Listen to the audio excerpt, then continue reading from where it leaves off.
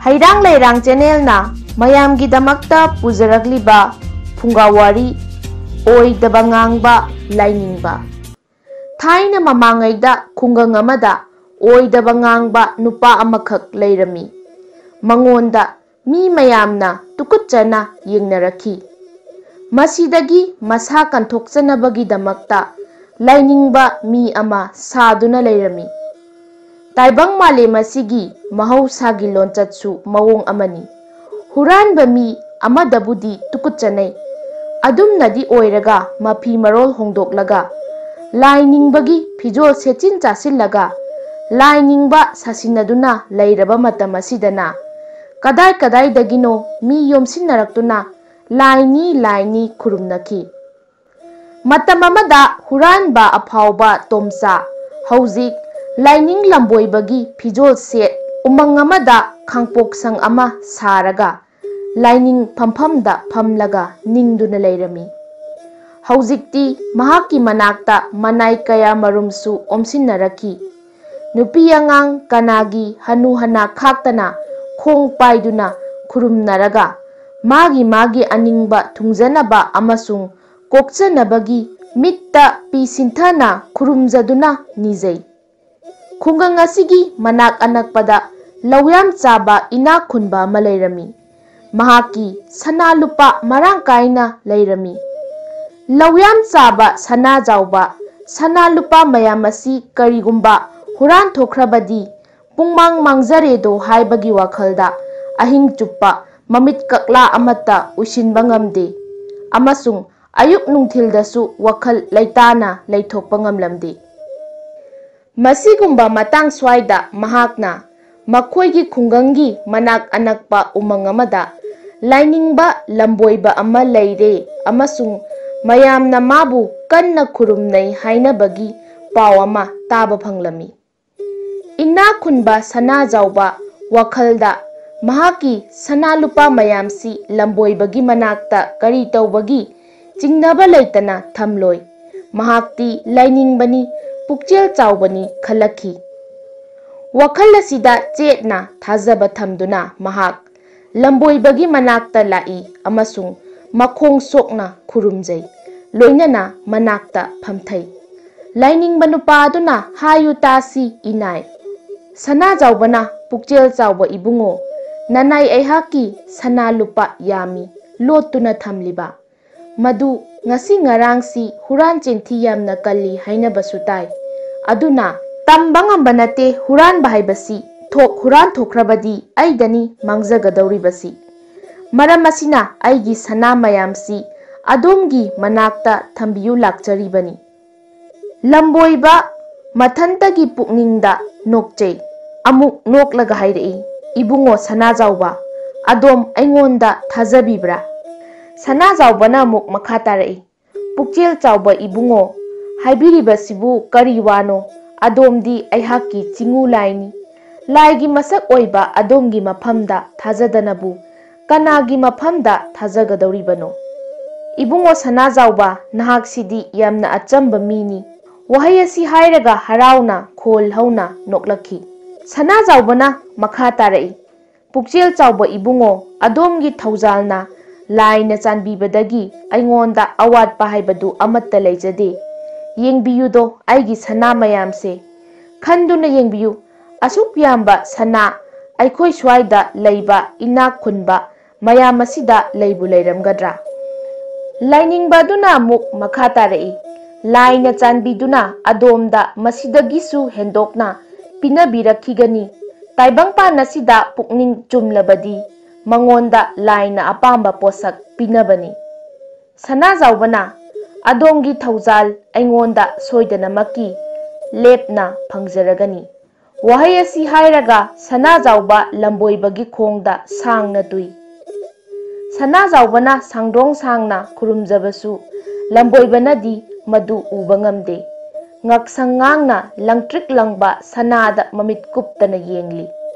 Sana jawba wakhalda asuk yamba sana hauzikti mafam marang khangdabagi wafam leitre. Laina thaujal biragani. Laigi masi khanghaudaba thaujalni hauzikti huran kini kiningai leiroi aduga huranbadagi kiningaishu leitre. Sanajawbadu mahaki sana mayam adu lamboibadugi manakta puraklaga wakhaldu pumyang yangi. Lamboibana hairei yengudo inai adomgi sana mayam asida aigi khut asina sokpa khak ngamloi maramdi mahakti akiba phangba hi yai taungamba matik cheli taibangna khangnaraba wafamni. Sanajawbana makha tarei adom laibak kayada phakrabano pukchel chawba ibungo adomgi wakhalongi pautak tajaraga aigi pukning mathum marang haurai adomgi thaujaldagi ai nungai yaifaba oiragani asengba thaujal aingonda pinabiro he pukchel chawraba ibungo. Lainingbaduna muk makha tarai aihaki thaujaldi matam laiba kibikta loinaduna leiri haujikti nahaki sana mayamdu tu asida hauriba khongnang asigi mara marakta kom tawthoklaga phumjillu. Nahaki mathau lakpa matamda lauro law aigi mit asigi mayagi lang asidagi lapthokhallu aigi damaktadi masigi kalakpa mihauba leite. Sanajawbana phare pukchel chawba ibungo hairaga lawyam chaba sanajawbana mahaki sana happa chapu khongnang mara marakta kom tawthoklaga phumjili. Asomdana lamboiba lainingba ibungo nadi mathanta pukningda matomta nungaijabagi ngamkhai leiramde. Kari maramgi haibabu punsi chuppagi chengjel suduna nomduna taluba leitana maranai mathanta mangol kajarakpa asi uraga yamna haraurami. Asuk yamna yamba sana asina mahaki punsi masak ama olagani haujikti macha masu huranbagi mathau tadre haujikti atopa laibak amada chatlaga fajaba yum ama sage aduga yum pange. Taibang miyoibagi damaktadi yum panba haibasi tangaimak phadraba mapugi sintha amani. Ahanbada loinabi nupi mathang ichasing masi pumnamak punsillaga yum haibadu oigadawribani. Masigi ahing lamboiba tumba yade tungi manglanda mamit usillaga yenglaga nungairi. Mathandagi wakhalna sagatchaba pukning taibangda khunda leitaduna leiraba lamboiba lainingbana kadaidagi tumling lukhini tumba yaba haunade. Tumba yadaba haibasi yamna maki thawai wabirunu aduga thoini henna haraubasu tumba yade. Lawyam chaba ina khunba sanajawba mahaki sana chapu lamboibagi manakta phumjinduna thamlambadagidi nahan makai pukning warambadudi yangle maramdi madu lamboibana senabiragani khallubadagini. Kanagumba huranba amatana lamboibagi manakta sana asuk yambasi leiramgani ningloi. Numit kharanigi matungda lamboibagi pukningda phatta lausing poklakhi madudi masigi sana mayamsi atopa mafam ama hongdoklaga lotlagedo aduga sanajawbagi manakta chatlaga ai chathokadaba leire adongi sanasing asi lawbiro lao haiduna hairaga sana leiramdabagi maram mana hanglakpada huralamgani aikhoidi lamboibani aikhoinabu mayagi lairembiduda karigi khutsoklugani khumlaga loire haiduna khalakhi. Matamsi ina khunba sanajawba mahaki marup lalonmi amaga lalonbagi wari sanari. Tanja asida makhoigi mamangda lamboiba lainingba lakpa uraga pukning leitafam khanglamde. Pukning nungaina matomta wakhal sagatjari. Nungaijai aigi laibak ai ngasidi pokpagi mahai yale. Aikhoigi chingu ibungona khongna thongna iyumda lengsinbirakle. Khurumjari chingu ibungo haiduna sanajawbana lainingba lamboiba aduda chamarak hanna hanna khurumjarami. Lamboiba lainingba aduna yaifabo oyuko idairem matam laiba kibikta nungaina layu. Lamboibabu lengsinbinaba amasung chana thaknaba minai kauduna haiki aduga mahakti lamboibagi khuyada phamjaki. Sanajawbana haibiyu chingu ibungo ngasi yaifaraba korau numit asida nanaigi iyum iranyaida asukwana lengbirakpasibo makut ani lonana kok noli.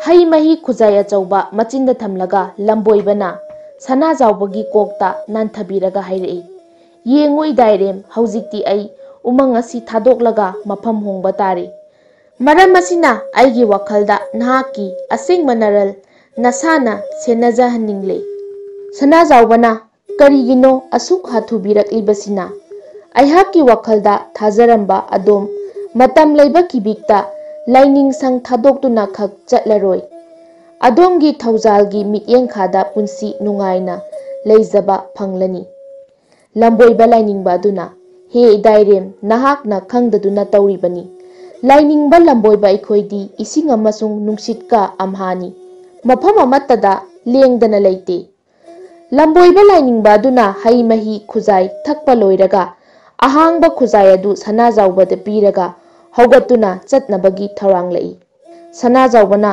lamboiba konthong phauba thindokpa thokminarei lamboibagi wakhalda masing thingamdana chongthoraki mahakna ngasi phawbagi manung asida achauba kaya marumdi huran kibalai adum oinamak asuk yamba achauba karigumbadasu huran khidri masina mahaki huran bagi thabaksu makha tadana leplaba yari Sanajauba konthong phauba lamboiba thindoklamlaga mayumda hanjilai lamboibagi wakhalda hanna khalli amuk hanna Sanajaubagi pukningda mahakpu mamal lehensige karigumba ai Sanajaubana hayeng lalonbagi damak chatkani hairiba lamdam maduda laisilurabadi mahakpu soidanamaki huranbani phanbasu yai masi thoktanabagi damak chatringai mamangda aisi huranba nate haibasi mabukningda samthokhanba tai wakhal asi khaladuna lamboibana masamda achauba I maka ama thechili amuk hanna halaktuna Sanajaubagi mayumda changlai chatkibada mangairiba mahakna amuk thuna halakpa uraga Sanajauba ingakngakna lamboibada yengi mabukningda nungsa thiba amasu poi karibu kaukthoklamlagaba asuk thuna halaklibasibo lainingba lamboiba aduna inai bungo yengunese nahaki yumgi sanglaba ina maka ama aigi lawai sambul asida panduna yaurakle nahaksu khanglibaduni lamboibadi kanagumbagi potna amatasu pamde maram asina tanhan halaklibani lamboibana masamda thawoinamakna thetke thesiliba I maka lauthoklaga Sanajaubada pisili Sanajaubana makha tarei thagachari he lamboiba adom thangai sengnamaki pukchel chauba mini adom gumba lamboiba migi ika ama phauba laudaba lamboiba leiramloi phaminariba lalonba Sanajaubagi masaktu munna yengi masigi lalonbasi minung hatni mahakna lalonba chatpada kadai mafam yaudaba leite mahakna masigi lamboiba nupa asida chingnaba phawi masina maram oiraga mahakna Sanajaubada munna yenglaga hanglai marup karino taunariba matausibu itaw masigi lamboibase angakpani yengbiyu ngasi ngarang haujik matamsi huran chenthi yamna kalli huran kigadra kijai aina huran bangamdanaba aigi sana mayamdu masigi lamboibagi laisang manakta phumjanbani haujiksi mahak mafam honglage naral sana senaja horo law aingonda takpa lakpani Sanajaubagi marup adu kanna phak nokthorei mahakna asumna karem kathainabagi mawongda nokpa uraga Sanajauba pukning langtaknaba poklakhi hanna marupki masak tingak yengduna leiri mahaki marupna noklibasigi manungda kari ichel leiri khangba ngamjadri mahakna yamna sauningna hanglai itaw masidabu kari nokningai leiradana lalonba nupaduna masidi thangai sengnamak sengna hairabada kapningaigi masakni adum makti oiraga adomgi pangmanbagi matau uraga pangbai leitabadagi nokpagi wani Sanajaubana nate nahakna haininglibasi karino lalonba nupaduna karisu nate nangonda namthak tawbire masigi lamboiba sasinaba asina Sanajaubana langtaknana itaw nang hana khanko karino nganglibadu kanagi maramdano ꯂꯂꯣꯟꯕ ꯅꯨꯄꯥꯗꯨꯅ ꯌꯥꯝꯅ ꯈꯜꯂꯕꯅꯤ ꯑꯃꯁꯨꯡ ꯐꯖꯅ ꯈꯪꯗꯨꯅꯕꯨ ꯍꯥꯏꯔꯤꯕꯅꯤ꯫ ꯑꯁꯦꯡꯕꯅꯤ ꯅꯪ ꯑꯄꯪꯕꯅꯤ ꯑꯄꯪꯕ ꯆꯠꯂꯨ ꯃꯁꯤꯒꯨꯝꯕ ꯑꯣꯏꯗ ꯄꯥꯗꯕꯒꯤ ꯃꯤꯑꯣꯏꯁꯤꯡ ꯑꯁꯤꯗ ꯂꯥꯏꯅꯤꯡ ꯂꯝꯕꯣꯏꯕꯅꯤ ꯈꯟꯗꯨꯅ ꯃꯈꯣꯡ ꯁꯣꯠꯅ ꯈꯨꯔꯨꯝꯂꯨ ꯆꯠꯂꯨ꯫ ꯁꯅꯥꯖꯥꯎꯕꯅ ꯏꯇꯥꯎ ꯅꯪꯅ ꯍꯩꯍꯩꯗꯕ ꯋꯥ ꯀꯌꯥ ꯉꯥꯡꯕꯒꯤ ꯐꯠꯇꯕ ꯃꯍꯩ ꯀꯌꯥ ꯐꯪꯕ ꯁꯣꯏꯔꯣꯏ꯫ ꯀꯅꯥꯒꯨꯝꯕ ꯄꯨꯛꯆꯦꯜ ꯆꯥꯎꯕꯒꯤ ꯃꯔꯝꯗ ꯑꯗꯨꯛ ꯐꯠꯇꯅ ꯋꯥꯍꯩ ꯍꯥꯏꯔꯕꯗꯤ ꯍꯥꯏꯔꯤꯕ ꯃꯤꯗꯨ ꯑꯐꯕ ꯑꯣꯏꯔꯣꯏ꯫ ꯂꯂꯣꯟꯕ ꯅꯨꯄꯥꯗꯨꯅ ꯏꯇꯥꯎ ꯅꯍꯥꯛꯅ ꯃꯗꯨꯒꯤ ꯂꯥꯏꯅꯤꯡꯕ ꯂꯝꯕꯣꯏꯕ ꯑꯗꯨꯒꯤ ꯑꯁꯦꯡꯕ ꯃꯁꯛ ꯈꯪꯅꯤꯡꯂꯕ ꯑꯗꯨꯒ ꯅꯍꯥꯛꯅ ꯇꯥꯟꯗꯨꯅ ꯇꯨꯡꯁꯤꯟꯖꯔꯛꯂꯕ ꯅꯔꯜ ꯀꯅꯤꯡꯂꯕꯗꯤ ꯑꯩꯒꯤ ꯇꯨꯡ ꯏꯜꯂꯛꯎ ꯆꯠꯁꯤꯜꯂꯛꯑꯣ꯫ ꯋꯥꯍꯩ ꯑꯁꯤ ꯍꯥꯏꯔꯒ ꯃꯍꯥꯛꯀꯤ ꯃꯔꯨꯞꯅ ꯃꯈꯨꯗꯥꯡ ꯄꯥꯏꯗꯨꯅ ꯆꯤꯡꯗꯨꯅ ꯃꯄꯥꯜꯗ ꯄꯨꯊꯣꯔꯛꯏ꯫ ꯁꯅꯥꯖꯥꯎꯕꯅ ꯀꯔꯤꯅꯣ ꯅꯪꯅ ꯇꯧꯔꯤꯕꯁꯤꯅ? ꯅꯉꯣꯟꯗ ꯑꯅꯧꯕ ꯑꯃ ꯌꯦꯡꯍꯟꯒꯦ ꯇꯧꯕꯅꯤꯗ꯫ ꯂꯂꯣꯟꯕ ꯅꯨꯄꯥ ꯑꯗꯨꯅ ꯁꯅꯥꯖꯥꯎꯕꯒꯤ ꯈꯨꯗꯥꯡ ꯄꯥꯏꯗꯨꯅ ꯎꯃꯪꯗ ꯂꯩ ꯍꯥꯏꯔꯤꯕ ꯂꯥꯏꯅꯤꯡꯁꯪ ꯇꯥꯅ ꯆꯤꯡꯗꯨꯅ ꯄꯨꯔꯛꯏ꯫ ꯂꯝꯕꯣꯏꯕ ꯑꯗꯨꯗꯤ ꯂꯩꯔꯝꯗ꯭ꯔꯦ꯫ ꯍꯧꯖꯤꯛꯇꯤ ꯅꯪ ꯑꯍꯥꯟꯕꯃꯛꯇꯗ ꯅꯍꯥꯛꯀꯤ ꯁꯅꯥ ꯊꯤꯌꯨ ꯀꯗꯥꯏꯗ ꯂꯣꯠꯂꯝꯕꯒꯦ? ꯇꯨ ꯃꯥꯡꯗ ꯍꯧꯔꯤꯕ ꯎ ꯑꯁꯤꯒꯤ ꯃꯈꯥꯗ ꯑꯩ ꯂꯧꯊꯣꯛꯂꯨꯈꯤꯒꯦ ꯑꯗꯨꯒ ꯄꯨꯔꯛꯀꯦ ꯑꯩ ꯈꯪꯏ ꯏꯇꯥꯎ ꯍꯥꯏꯔꯝꯗꯨꯅ ꯁꯅꯥꯖꯥꯎꯕ ꯈꯣꯡꯅꯥꯡ ꯃꯈꯣꯡꯗ ꯆꯪꯈ꯭ꯔꯦ꯫ ꯅꯍꯥꯛꯅ ꯂꯝꯕꯣꯏꯕ ꯑꯗꯨꯒꯤ ꯃꯔꯝꯗ ꯋꯥꯈꯜ ꯐꯠꯇꯅ ꯈꯟꯕꯒꯤ ꯇꯧꯔꯤꯅꯤ꯫ ꯃꯗꯨꯒꯤ ꯂꯥꯏꯅꯤꯡꯕꯗꯨ ꯄꯨꯛꯆꯦꯜ ꯌꯥꯝꯅ ꯆꯥꯎꯕ ꯂꯥꯏꯅꯤꯡꯕꯅꯤ꯫ ꯂꯥꯏꯅ ꯁꯥꯌꯣꯟ ꯇꯧꯔꯛꯄꯅꯤ꯫ ꯋꯥꯍꯩ ꯑꯁꯤ ꯍꯥꯏꯅ ꯍꯥꯏꯅ ꯁꯅꯥꯖꯥꯎꯕ ꯎꯈꯣꯡꯒꯤ ꯃꯅꯥꯛꯇ ꯆꯪꯏ ꯑꯗꯨꯒ ꯈꯥꯡꯄꯣꯛ ꯃꯅꯨꯡꯗ ꯂꯩꯕ ꯌꯣꯄꯥꯛ ꯂꯧꯊꯣꯛꯂꯒ ꯀꯣꯝ ꯍꯟꯗꯣꯛꯂꯝꯃꯤ꯫ ꯉꯥꯏꯍꯥꯛ ꯂꯩꯕꯥꯛ ꯈꯣꯠꯇꯣꯛꯂꯕ ꯃꯇꯨꯡꯗ ꯀꯣꯝ ꯐꯅ ꯌꯥꯝꯅ ꯂꯨꯊꯔꯦ꯫ ꯑꯗꯨꯝ ꯑꯣꯏꯅꯃꯛ ꯁꯅꯥꯖꯥꯎꯕ ꯃꯍꯥꯛꯅ ꯐꯨꯝꯂꯝꯕ ꯁꯅꯥ ꯆꯐꯨꯗꯤ ꯎꯕ ꯐꯪꯗ꯭ꯔꯦ꯫ ꯁꯅꯥꯖꯥꯎꯕ ꯈꯨꯠꯇ ꯄꯥꯏꯕ ꯌꯣꯄꯥꯛ ꯂꯩꯕꯥꯛꯇ ꯊꯥꯗꯔꯒ ꯃꯈꯨꯠ ꯑꯅꯤ ꯆꯪꯅ ꯀꯣꯛ ꯄꯥꯏꯔꯒ ꯍꯥꯏꯔꯛꯏ, ꯍꯥꯏ ꯍꯥꯏ ꯑꯩꯗꯤ ꯃꯥꯡꯖꯔꯦꯗꯅ꯫ ꯀꯔꯤ ꯃꯇꯧꯅꯤ ꯍꯥꯏꯒꯦ ꯇꯧꯔꯤꯕꯁꯤꯗꯤ?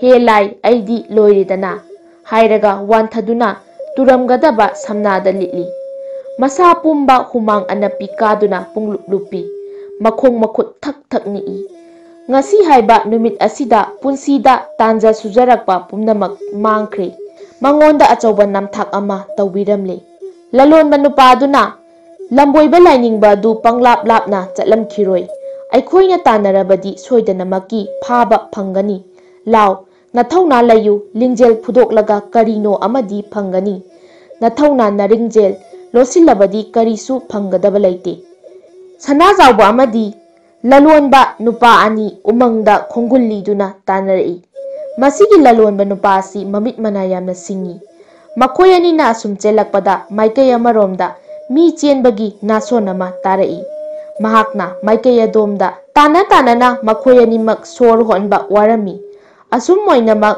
ꯈꯣꯡꯖꯦꯜꯗꯤ ꯈꯖꯤꯛ ꯍꯟꯗ꯭ꯔꯤ꯫ ꯑꯁꯨꯝꯅ ꯈꯣꯡꯅ ꯆꯠꯄꯒꯤ ꯈꯨꯅꯥꯝ ꯇꯥꯕ ꯃꯥꯏꯀꯩ ꯇꯝꯅ ꯇꯥꯟꯅꯔꯛꯄꯗ ꯀꯣꯟꯅꯊꯪꯗ ꯈꯣꯡ ꯂꯝꯕꯦꯜ ꯃꯆꯥ ꯑꯃ ꯂꯝꯕꯣꯏꯕ ꯁꯥꯕ ꯀꯟꯅ ꯆꯦꯜꯂꯝꯕ ꯎꯔꯛꯏ꯫ ꯂꯧꯅꯝꯕ ꯂꯝꯕꯣꯏꯕ ꯃꯍꯥꯛꯀꯤ ꯇꯨꯡꯗ ꯀꯅꯥꯅꯣ ꯑꯃ ꯇꯥꯟꯅꯔꯛꯂꯤ ꯈꯪꯂꯝꯕ ꯌꯥꯏ꯫ ꯃꯍꯥꯛ ꯍꯥꯟꯅꯗꯒꯤ ꯍꯦꯟꯅ ꯑꯃꯨꯛ ꯉꯝꯖꯕꯤ ꯌꯥꯡꯅ ꯆꯦꯜꯂꯝꯃꯤ꯫ ꯑꯗꯨꯝ ꯑꯣꯏꯅꯃꯛ ꯁꯅꯥꯖꯥꯎꯕ ꯑꯃꯗꯤ ꯃꯔꯨꯞ ꯂꯂꯣꯟꯕ ꯊꯊꯥ ꯌꯥꯄꯣꯠꯇꯦ꯫ ꯃꯤꯅ ꯂꯥꯛꯆꯕ ꯌꯥꯕ ꯅꯠꯇꯦ꯫ ꯃꯅꯤꯡ ꯇꯦꯛꯊꯣꯛꯇꯨꯅ ꯇꯥꯟꯅꯔꯛꯏ ꯑꯗꯨꯒ ꯃꯍꯥꯛꯀꯤ ꯇꯨꯡꯗ ꯁꯅꯥꯖꯥꯎꯕꯅ ꯆꯦꯜꯂꯤ꯫ ꯂꯥꯏꯕꯛ ꯊꯤꯕ ꯍꯥꯏꯕ ꯇꯥꯔ ꯃꯥꯜꯂꯦ꯫ ꯂꯝꯕꯣꯏꯕ ꯑꯗꯨ ꯇꯤꯡꯈꯪꯒꯤ ꯃꯣꯡꯁꯣꯡ ꯑꯃꯗ ꯆꯦꯟꯕ ꯌꯥꯗꯅ ꯅꯥꯟꯊꯣꯛꯅꯕꯒꯤ ꯐ꯭ꯔꯤꯡ ꯐ꯭ꯔꯤꯡ ꯆꯣꯡꯗꯨꯅ ꯀꯟꯅ ꯍꯣꯠꯅꯔꯤꯉꯩ ꯇꯥꯂꯛ ꯑꯁꯤꯗ ꯁꯅꯥꯖꯥꯎꯕꯒꯤ ꯃꯔꯨꯞꯅ ꯂꯝꯕꯣꯏꯕꯒꯤ ꯂꯋꯥꯏ ꯁꯝꯕꯨꯜ ꯃꯈꯨꯠꯅ ꯆꯣꯝꯂꯞ ꯄꯥꯏꯁꯤꯜꯂꯤ ꯑꯗꯨꯒ ꯃꯅꯥꯛꯇ ꯂꯥꯛꯇꯨꯅ ꯆꯤꯡꯁꯤꯜꯂꯤ꯫ ꯂꯝꯕꯣꯏꯕ ꯅꯨꯄꯥꯗꯨꯅ ꯁꯤꯔꯦ ꯁꯤꯔꯦ ꯀꯔꯤꯅꯣ ꯇꯧꯔꯤꯕꯁꯦ ꯇꯧꯍꯩꯗꯦ ꯅꯃꯥꯏꯗꯨ ꯏꯀꯥꯏꯗ꯭ꯔꯥ ꯃꯤꯐꯠꯇ꯫ ꯂꯝꯕꯣꯏꯕꯒꯤ ꯁꯝ ꯄꯥꯏꯕ ꯍꯥꯏꯕꯁꯤ ꯃꯍꯥꯗꯦꯕꯒꯤ ꯁꯝ ꯄꯥꯏꯕꯒ ꯄꯥꯡꯈꯛꯅꯤ ꯇꯧꯍꯣꯏꯗꯕꯅꯤ꯫ ꯂꯂꯣꯟꯕ ꯅꯨꯄꯥꯗꯨꯅ ꯇꯧꯍꯩꯗꯕꯒꯤ ꯃꯆꯥ ꯍꯧꯖꯤꯛꯇꯤ ꯅꯍꯥꯛꯀꯤ ꯂꯤꯂꯥ ꯂꯣꯏꯔꯕꯅꯤ꯫ ꯆꯠꯁꯤꯜꯂꯥꯎ ꯑꯩꯈꯣꯏꯒꯤ ꯁꯅꯥ ꯀꯗꯥꯏꯗ ꯂꯩ? ꯑꯩꯈꯣꯏ ꯃꯔꯨꯞꯀꯤ ꯁꯅꯥ ꯀꯗꯥꯏꯗ ꯊꯝꯃꯤ? ꯂꯝꯕꯣꯏꯕ ꯅꯨꯄꯥꯗꯨꯅ ꯀꯔꯝꯕ ꯁꯅꯥ ꯀꯅꯥꯒꯤ ꯁꯅꯥ? ꯑꯩ ꯃꯉꯣꯟꯗꯒꯤ ꯀꯔꯤꯒꯤ ꯁꯅꯥ ꯂꯧꯒꯗꯧꯔꯤ?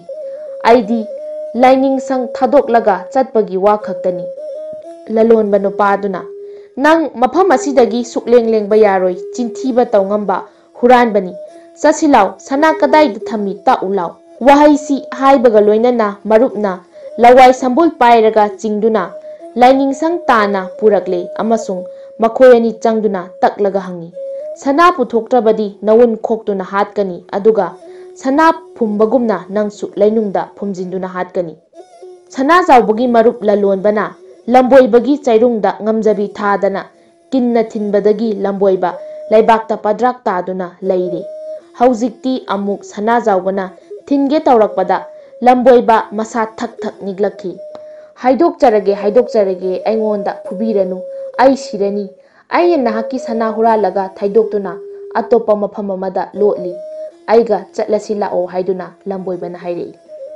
ꯂꯝꯕꯣꯏꯕꯅ ꯃꯣꯡꯁꯣꯡ ꯃꯔꯛꯇ ꯂꯣꯠꯇꯨꯅ ꯊꯝꯕ ꯁꯅꯥ ꯂꯧꯊꯣꯛꯇꯨꯅ ꯁꯅꯥꯖꯥꯎꯕꯗ ꯄꯤ꯫ ꯂꯝꯕꯣꯏꯕ ꯑꯗꯨ ꯏꯀꯥꯏꯕꯅ ꯁꯤꯒꯗꯧꯕꯗꯒꯤ ꯍꯧ ꯊꯥꯗꯨꯅ ꯆꯦꯟꯈꯤ꯫ ꯁꯅꯥꯖꯥꯎꯕ ꯃꯍꯥꯛꯀꯤ ꯃꯥꯡꯂꯨꯔꯒꯗꯕ ꯁꯅꯥ ꯑꯃꯨꯛ ꯍꯟꯅ ꯐꯪꯖꯔꯒ ꯉꯝꯈꯩ ꯂꯩꯇꯅ ꯅꯨꯡꯉꯥꯏꯖꯕ ꯄꯣꯛꯈꯤ꯫ ꯃꯍꯥꯛ ꯂꯥꯏꯅꯤꯡꯕ ꯂꯝꯕꯣꯏꯕꯗ ꯀꯟꯅ ꯁꯥꯎꯅꯤꯡꯂꯛꯈꯤ꯫ ꯃꯍꯥꯛꯁꯤꯅ ꯃꯔꯝ ꯑꯣꯏꯗꯨꯅ ꯂꯝꯕꯣꯏꯕ ꯈꯨꯗꯤꯡꯃꯛ ꯆꯦꯟꯊꯗꯨꯅ ꯃꯤꯡꯆꯠ ꯊꯤꯍꯜꯂꯤꯕꯅꯤ꯫ ꯍꯩꯔꯥꯡ ꯂꯩꯔꯥꯡ ꯆꯦꯅꯦꯜꯅ ꯄꯨꯖꯔꯛꯂꯤꯕ ꯐꯨꯡꯒꯥ ꯋꯥꯔꯤ ꯉꯁꯤꯒꯤ ꯑꯣꯏꯅꯗꯤ ꯃꯇꯥꯡ ꯁ꯭ꯋꯥꯏꯗ ꯂꯣꯏꯁꯤꯟꯖꯔꯦ꯫ ꯍꯌꯦꯡ ꯅꯨꯡꯉꯥꯏꯔꯕ ꯋꯥꯔꯤꯁꯤꯡꯒ ꯂꯣꯏꯅꯅ ꯃꯌꯥꯝ ꯄꯨꯂꯞ ꯑꯃꯨꯛ ꯊꯦꯡꯅꯔꯁꯤ꯫